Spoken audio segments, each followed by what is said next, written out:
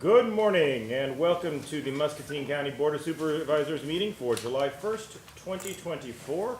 Call this meeting to order. The first item of business is to review the agenda. Move to approve as presented. Second. I have a motion from Scott and a second from Kurt. All those in favor, please say aye. Aye. Opposed? The motion is approved. Item number 3 is items with County Engineer Brian Harshowski. Good morning, sir. Good morning.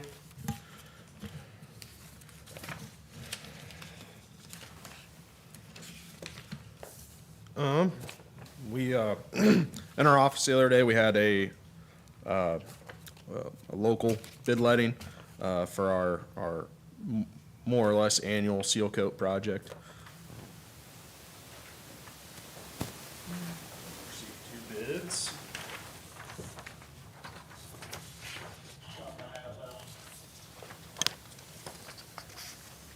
Thank you.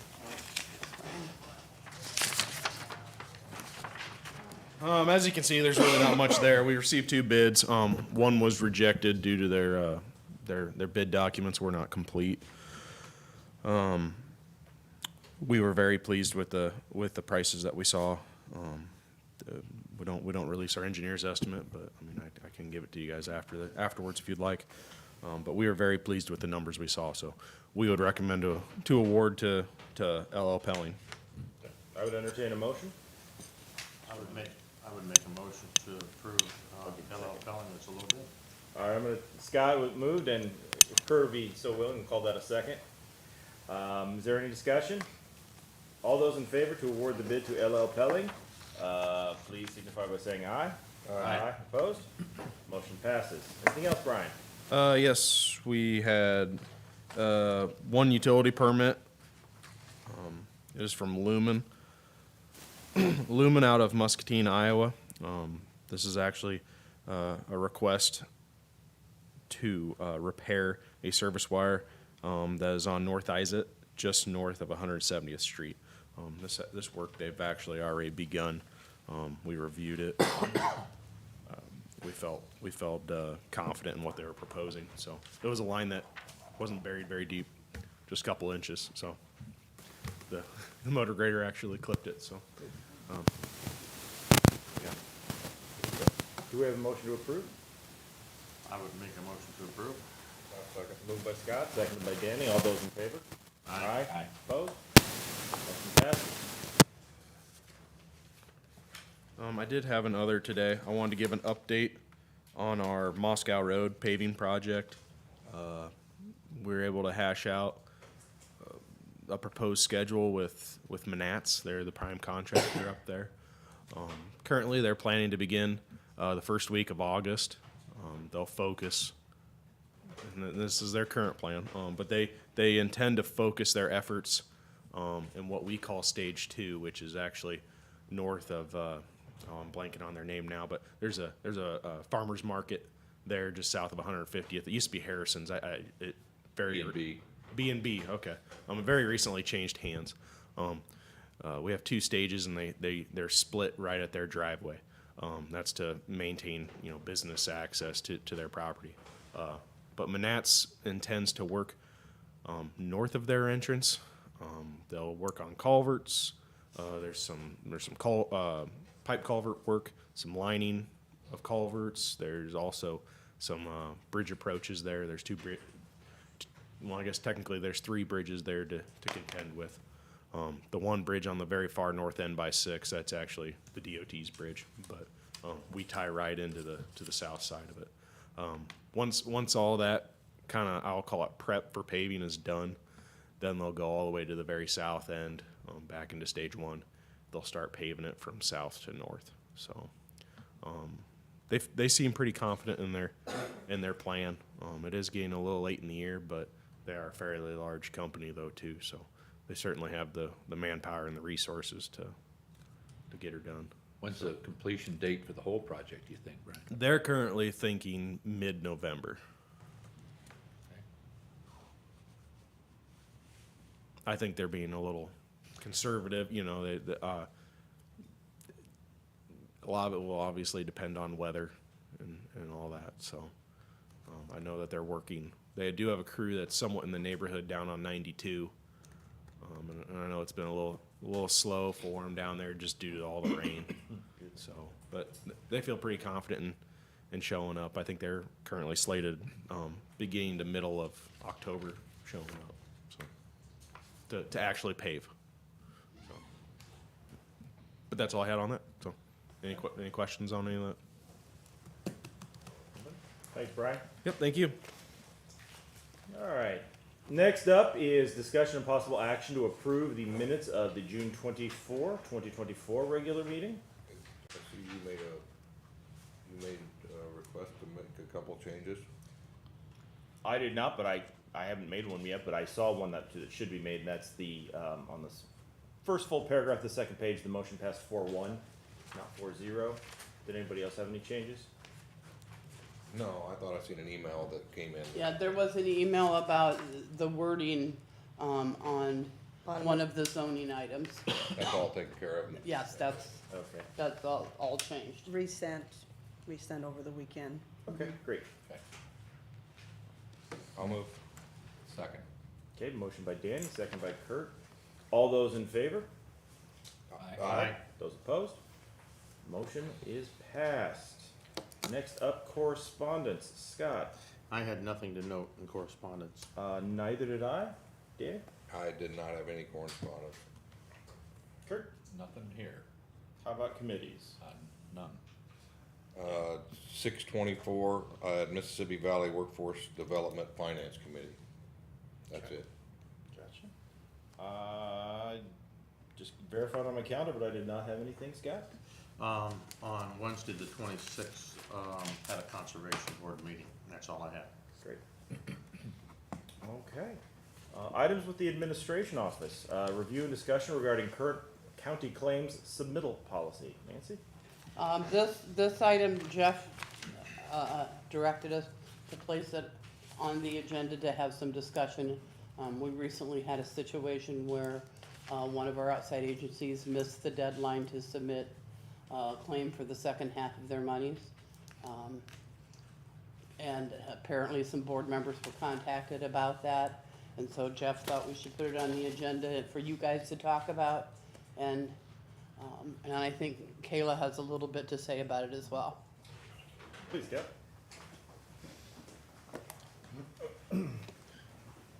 So I included a memo in your packet about the claims policy, more specifically the submittal of outside agency claims. I would suggest we make one change to it, and that would be that we are gonna put a specific date on when the claims are due of June 10th to make sure that it's pretty clear on when those need to be turned in. That makes sense. What's it currently state? It currently just, it states insufficient time to be paid by the end of June. And the reason that is because we don't have the claim schedule yet, and I was trying to give them the longest time possible to get those in June. Sure. But it's a better idea just to have a specific date so they know for sure when they would be due. Do you know when the one that missed was submitted? What date? Well, 1 hour before we submitted the packet, so on the 25th, was it? No, that would have been, So it would not have cleared the June 10th, obviously. oh, no. No. They gave me, It was submitted the 21st, Yeah. about an hour before we'd have- already finalized I see. Okay. that claims register and we're ready to send it out. for me on this one, I think that they was behind on getting it submitted appropriately maybe. But if you look at the language we currently had, it's significant time before June 30th. I think there's gonna be a lot of different opinions on what significant time represents. I think going forward with the June 10th, I think she's gonna put in there, I think it's very clear, and you make it or you miss it. But I don't know, there's a week early, and that may be, I mean, there might be a day or two before June 30th that some organizations would consider significant time. So, I mean, Nathan, you're a lawyer, if somebody brought this to you and you had to defend somebody and the document said significant time before June 30th, how would you? It's definitely open for discussion, I would think. Yeah, so I like the idea of doing it June 10th, making it clear and fast, and that'll give you, I assume, plenty of time. Right. Okay. Yeah, that makes sense to me. Well, also, I think we gotta decide, I think we should decide if we should move forward with paying the chamber the 5,000 that they missed, or we think they missed the, under this current language of significant, do we agree they missed the deadline and we're not gonna pay them, or should we make an exception because of that language and pay them? Okay, I know you had raised in your email some concern about setting a precedent. Right. I do agree with that. I think that if we have the, regardless of what we decide, I'm less concerned about setting a precedent if we do that, if we then adopt a hard cutoff date. Any other discussion on the matter? I mean, in the notes that Kayla sent us, it's the second year in a row that this has happened. So Correct. it's not like they didn't have. Well, I think last year was a different organization, it wasn't the same. No, year. it was, Oh, was it was it? the same. It was Same one League last year. Same What one. date did it come? Oh, in? it was the same one? I mean, so 2 years in a row, they missed. Pretty close to the same Oh, time frame. I thought Yeah, last year that it you said it was, was a different. Did we approve it last year? well, we were able to get it in within 4 days of having to submit the packet. So we were able to get it in last year. Did we It give did them- come in a little bit earlier. I want to say it was more around the 20th last year rather than the 25th, but Did we give them any kind of feedback on that last year? yes. Yes, very clear feedback. Okay. Yeah, they do have 3 months to get this submitted as well. It's this last Oh, tight claim, window. so it's not, yeah. Well, I don't know if that's a decision that's properly before us, or if that's something that needs board action or just direction. But what would be the posture of that, Nancy? If this is something that you're interested in possibly voting on an exception, then I would need to put it on the agenda for next week, Okay. okay? Yeah, I guess I'd like to see that on the agenda so we can decide on one way or another, and then hopefully all 5 of us are here to have a good discussion about it.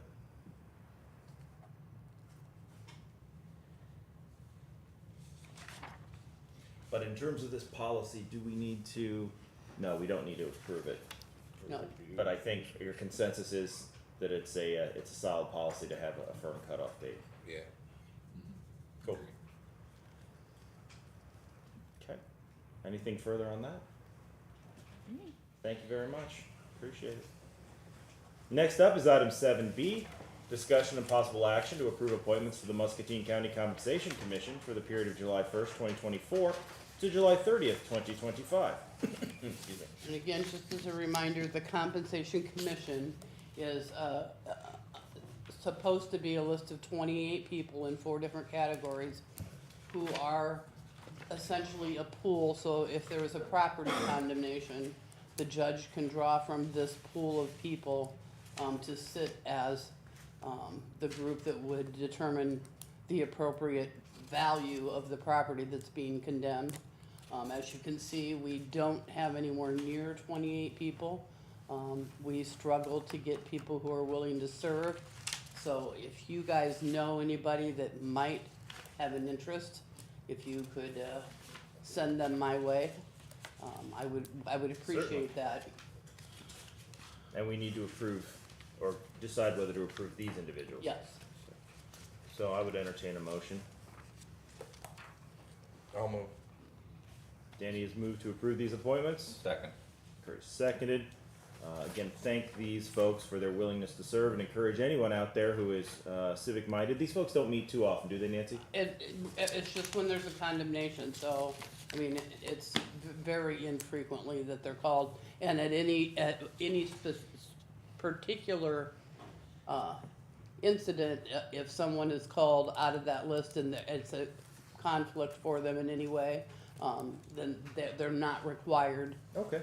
to do that, so. Wonderful. So, any further discussion? All those in favor of this appointment, or these appointments, please signify by saying aye. Aye. Aye. Opposed? Motion passes. Okay. Item C, discussion and possible action to approve the reappointment of Robert Bond and Mike Keller to the Mercer Muscatine Revolving Loan Fund Administration Board for 2-year terms ending June 30th, 2026. I'll move. Got a motion by Danny, Second. second by Scott. Any discussion? All those in favor, please signify by saying aye. Aye. Those opposed? Motion passes. And item 7D, review applications reviewed to fill vacancies on the Muscatine County Veterans Affairs Commission. Looks like we got a lot of really solid applications. Yeah, look, we got 8 applications. Typically, if we have more than one, it goes on the agenda 1 week just for you to review them. And then the next week it'll be on for you to make a decision about appointments. That gives the public an opportunity to provide input if they have any to any of the board members regarding the appointments. We have to have 2. We will be appointing 2, yes. Yeah. We got from all conflicts through Korea to Vietnam to a bunch of others. So On the 2 we picked, do they have to be from different eras, or that's not a requirement? I don't think so, but I will check it on that for you.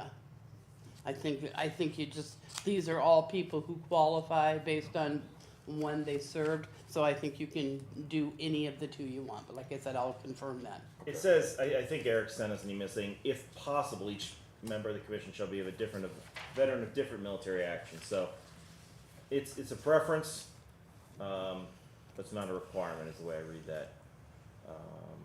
Gender balancing apparently not an issue. No, that went away July 1st. Great. So yeah, we've got some, some really impressive folks. I appreciate it. I credit obviously the spirit of veterans, but also the efforts of our commissioner, or director, Eric Sanders,